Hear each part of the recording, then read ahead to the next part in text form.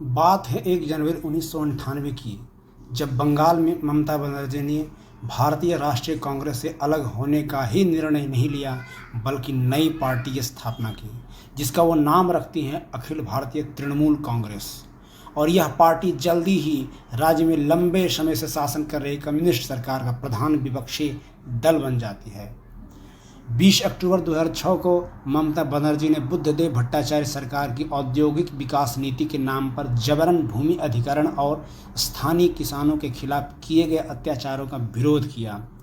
जब इंडोनेशिया स्थित सलीम समूह के मालिक बेनी संतोषो ने पश्चिम बंगाल में एक बड़े निवेश का वादा किया, तो सरकार ने कारखाना स्थापित करने के लिए हावड़ा में एक खेती की ज़मीन दे दी। संतोषों के आगमन के विरोध में ममता और उनके समर्थक ताज होटल के सामने जमा हो गए, जहां संतोषों पहुंचे थे, जिसे पुलिस ने बंद कर दिया था।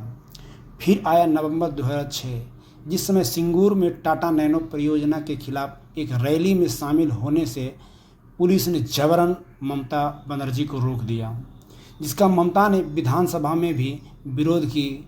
फिर 4 दिसंबर को कोलकाता में 26 दिनों की ऐतिहासिक भूख हड़ताल की, जिसको लेकर तत्कालीन राष्ट्रपति अब्दुल कलाम ने तत्कालीन प्रधानमंत्री मनमोहन सिंह से इस मुद्दे को सुलझाने को कहा, जिसके बाद अनशन समाप्त हुआ। इसके बाद ममता बनर्जी और उसकी पार्टी तृणमूल कांग्रेस ने सरकार की नीतियों का अनेकों बार विरोध तथा आंदोलन की, जिसके बाद ममता बनर्जी बंगाल में इतनी फेमस हो गई कि लोग उन्हें दीदी के नाम से बुलाने लगे। 20 मई 2011 को 34 वर्षों से चले आ रहे वामपंथी की सरकार को हराकर उनकी पार्टी ने ऐतिहासिक जीत दर्ज की। ममता बनर्जी पश्चिम बंगाल सरकार की बागडोर संभाली और वह राज्य की पहली महिला मुख्यमंत्री बनी और लगातार 3 कार्यकालों तक राज्य में मुख्यमंत्री के रूप में कार्य किया।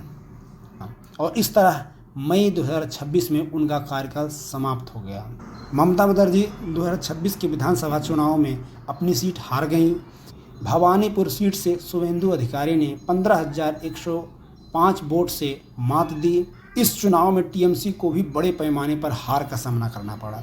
स्वेच्छा से इस्तीफा देने से इनकार करने के बाद 7 मई 2026 को विधानसभा का 5 साल का कार्यकाल पूरा होने पर विधानसभा भंग कर दी गई, जिसके साथ ही मुख्यमंत्री के रूप में उनका कार्यकाल समाप्त हो गया।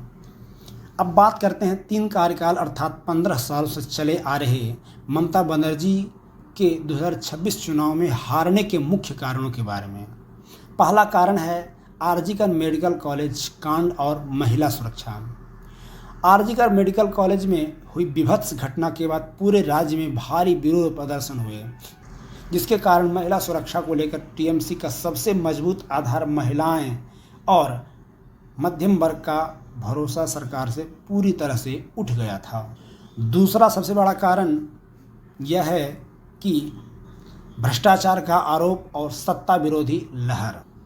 टीएमसी सरकार के 15 साल के कार्यकाल के दौरान भर्ती घोटाले, राशन विवाद और ईडी या सीबीआई की छापेमारी से पार्टी की छवि को काफ़ी खराब हुई तथा लगातार सत्ता में रहने के कारण ज़मीनी स्तर पर कार्यकर्ताओं की मनमानी, बेरोजगारी से जनता में गहरा असंतोष था। तीसरा कारण है फर्जी वोटरों पर लगाम। चुनाव आयोग द्वारा की गई एसआईआर प्रक्रिया के तहत भारी संख्या में फर्जी अवैध मतदाताओं के नाम हटाए गए, जिसके कारण पारंपरिक वोट बैंक प्रभावित हुआ, जो चुनाव परिणामों को मोड़ने में मदद करता था। चौथा बड़ा कारण मुस्लिम वोटों का बिखराव।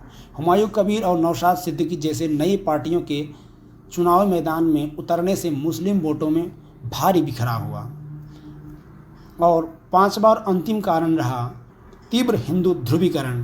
तुष्टीकरण के आरोपों के चलते राज्य में हिंदू मतदाताओं का भाजपा के पक्ष में जबरदस्त ध्रुवीकरण हुआ तथा भाजपा नेता शुभेंदु अधिकारी ने ममता बनर्जी के खिलाफ सीधा और आक्रामक मोर्चा संभाला, जिसके कारण ममता बनर्जी 80 सीटों पर ही सिमट गई। अब ममता बनर्जी की सत्ता जाने से तृणमूल कांग्रेस पूरी तरह से बिखरने के कगार पर है।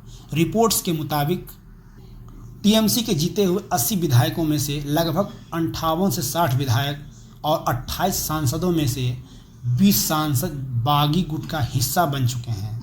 इसके बाद टीएमसी के 3 बैंक खातों को डेबिट फ्रीज कर दिया है।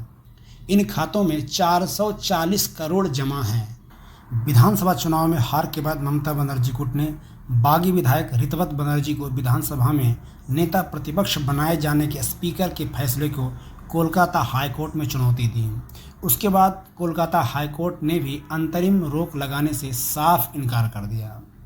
ममता बनर्जी को एक और झटका तब लगा जब उनकी सुरक्षा में तैनात 20 साल पुराने पर्सनल सिक्योरिटी ऑफिसर को हटा दिया गया। इस तरह से ममता दीदी की मुश्किलें खत्म होने का नाम ही नहीं ले रही हैं। दोस्तों, आपको क्या लगता है, ममता दीदी की मुश्किलें खत्म हो जाएंगी या मुश्किलें और बढ़ने वाली है?